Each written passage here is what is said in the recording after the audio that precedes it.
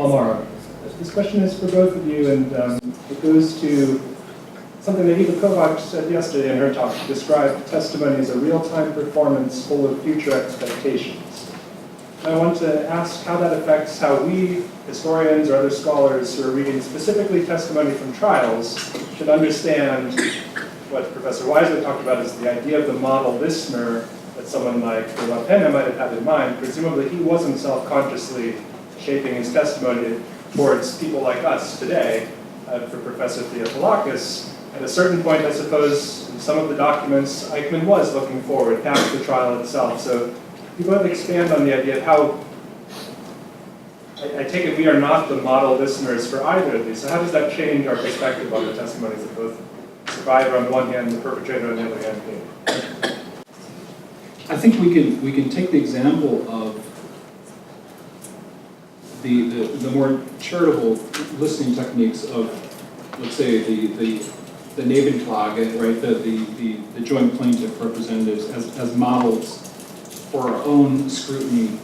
And of course, we have the luxury of acting not in the heat of the moment, but with hours of leisure and the benefit of return to the same.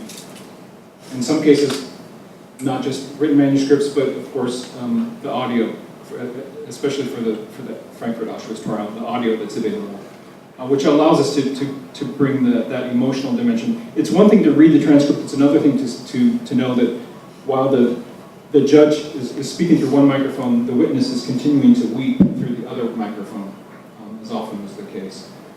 And this then encourages yet another revisitation to testimony that was declared inadmissible, perhaps for legitimate legal reasons, but certainly worth another stab at the truth.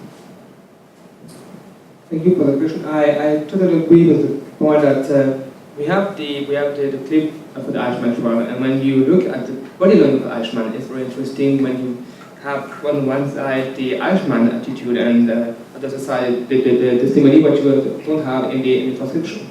For Eichmann, I would say he was full aware from the beginning that the trial will be his trial, and he asked sometimes his defense, well, what I said, what I said, an echo in the press and so on.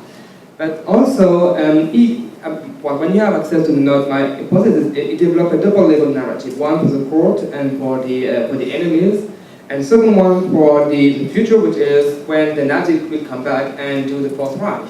And he has a counter-example in mind, which is the Nuremberg trial, where the combat just gave name and collaborated with the enemy. So it will be the one we have until the end, won't have collaborated with the enemy, and we'll have the good Nazis, the grandfather of Hitler to some point, writing for his family, but also for the next generation. And he said clearly at the beginning of the trial, 3 weeks after the beginning, he said, well, I will fight for my life. I know I will go to death.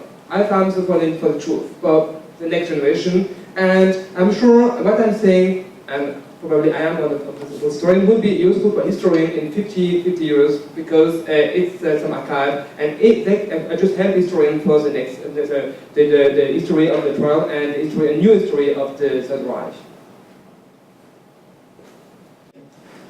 You mentioned that there was a delegation who came to the camp to photograph the camp. There was a documentary film about that, I think from 1965.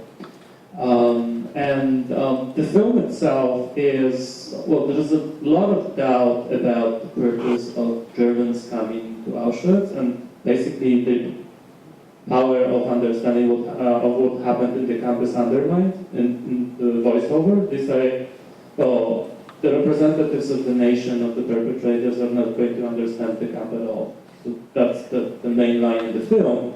But my question is, they were photographing the camp, and this is also something that you can see in the film. Were these photographs used to counter testimony or not? I mean, were the defendants asked to comment on the photographs or not? Photographs were used to confirm the testimony and against the defense. So it was really a forensic visit. And Lucas was most prominent there always being in the background looking pensive. If you know Devin Pennis's book on the Frankfurt Auschwitz trial, that's Lucas on the frontispiece, on the cover.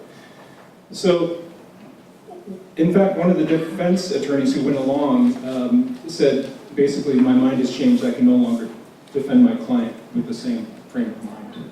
And this is not something I would want my children ever to experience. So it was useful for determining, angles of vision and distance and, especially questions about the black wall and how close one could have been to have identified the perpetrators. Sabine Hildebrand, I have a question for both of you. As you are reading, especially the testimonies of the perpetrators, did you get a feel for whether they were basically in self-denial or whether they were basically giving active lies in their testimonies? So were they able to differentiate between what they had actually done, or had they kind of suppressed that, or was it actively, basically, they were telling untruths? I think it's mostly denial. So silence, of course, can be construed as innocence or complicity. And actually, Hannah Arendt construed Lucas's silence as a sort of innocence. It's interesting to notice that over time, from the preliminary hearings all the way into the 70s and 80s, in fact, in an interrogation on his acquaintance with Mengele, he denied even knowing him after a while. I mean, this is after he was fully acquitted in 1970. But it's interesting to see how he actually uses the narrative of his own defense as evidence on his own behalf. So he says to, let's say, to questions from state attorneys not affiliated with Frankfurt, he will say, well, you should read about this in the trial transcripts because that proves that I was innocent at that point. So he's intelligent enough to know what he can have speak for him rather than having to come up with fresh denials. But mostly it consists, I think, in a real reluctance to confront his involvement and just wishing it away. And for Eichmann, I would say also a cognitive and methodological issue to answer the question. Eichmann was a very good liar. It's not because a liar that what he was saying was a lie. And then the point is, if you... Sorry, I didn't quite catch that. You said he was a very good liar. He was a very good liar of the very beginning of his career, and we have the same with the testimony in Argentina. And they were still lying in Argentina, but more openly, but still. But if you start to pick up what is truth about this lie, I think Eichmann has another conceptual framework. He wants to assert other truths about the past. And the main issue for him is to be not contradicting himself. And the enemy, in a way, lies. The enemy is a liar. And it's very interesting when you work with Eichmann, the only way I have to analyze the Eichmann assertion is he gave between 1960 and 1962 for very main event 2, 3, or 5 versions. And his capacity is to adapt his version for the Wannsee conference, for the Hungarian Jews Hall, to adapt his narrative according to the expectation of the listener. And it's very interesting because you have the same motifs, they remain the same, but causality, or where the main actors, or time, the frame time, space frame just change. And it's very, I would say, very interesting to compare from the very beginning. And at the beginning, he was quite afraid. He didn't know he would be shot at the beginning. And then you have the first period, and the second period starts at the end of December 1960, when he has contact with his lawyer. And then the third phase is started with the beginning of the trial, and so on until the judgment. And then if you get also the same, you can see it's the same repetition, but it's not. It differs, and I think of yours, especially on Rebecca presentation, when you have different testimony and the same subject, and then you compare them with another. It's very interesting to see what is the key point and what changed and why it changed at that point. One for each of you, different questions. For Professor Theofilakis, What distinguishes, in your mind, Eichmann's self-explanatory testimony from that of other Nazis in other trials? For instance, I happen to be reading now, I'm writing a book on Polish trials of Nazis, and right now I'm reading Stop's testimony. So exactly, he does exactly what it seems to me that he does the same thing. He lies, he blames others, considers Jews who are going to testify and others going to testify as liars. I just wonder what, it's a distinction between what makes Eichmann's testimony distinctive in your mind from that of other Nazis on trials. For Professor Wisely, I'm listening to your talk, both talks were very good. Listening to your talk, I was thinking of Lawrence Douglas's book, Memory of Judgment, and he makes the point there, especially when he discusses the Eichmann trial, that testimony in court, when the witnesses gave testimony in court, the legal validation of their testimony somehow increased its authenticity. But this is a very interesting, this is the counter case in which testimony in court actually deflated the authenticity. And it makes me think in general, just to generalize a bit, and this is a conference on testimony, we all think that, our general frame of mind is that testimony elevates those who give it, survivors who give it. But very often, I know from experience, people are often dissatisfied with their testimony. They find it wasn't what they wanted to say, it didn't turn out the way they wanted it to. So I was wondering if you could talk about that, Joe, about there's also that other side of testimony. Often people survivors have given testimony and they're not happy with it, and it deflates expectations. Thank you for the question. I would say you have a common point with Top in terms of generation, of course. I would say that you have, and also both of them agreed to recognize first there was a Holocaust, the Shoah, and they were involved in it. The question for Eichmann is to what extent it was involved in it. But you have very different, I would say, differences between both of them. Eichmann, first, in terms of ranking, was only one at the time. We was everywhere and saw everything. Top was still only on the East Front, but Eichmann traveled from Paris to Ukraine, from Copenhagen to Athens. I think from, I would say, and the image of Eichmann sitting at the office is wrong. He was still on his way. And in the memoir, for example, he had to report all the mass shooting at the East Front, and he visited first Auschwitz and then Sobibor and Treblinka, and he had an overview of all the Holocaust. Was not the case of Stuck to have another experience with the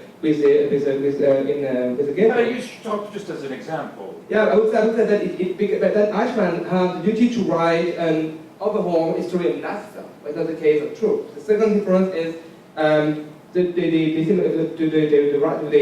testimony of Trupp is not a different one. It's given by somebody who just related it. Eichmann is his own note. I would say it's direct sources.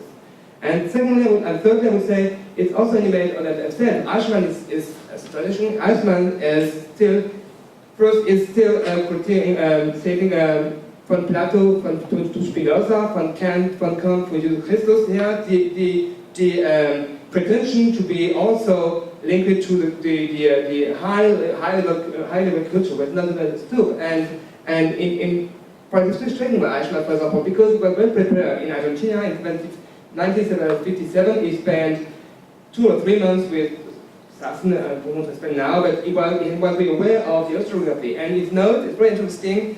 He quotes from pages Reitlinger and Polyakov, by heart of the books of that time. And I would say you can't find that in stuff, So I would say it's also the way just to is his own story from own history, but not the case from Stuck.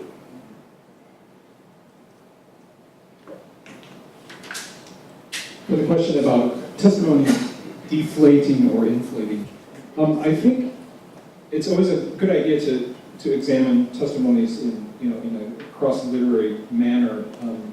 And it really did take someone like Hermann Langbein, who witnessed almost every day in court, except for the days that he himself had to absent himself, to really get an idea of what went on and how to be an expert in a domain of experts trying to discredit everything that you're saying.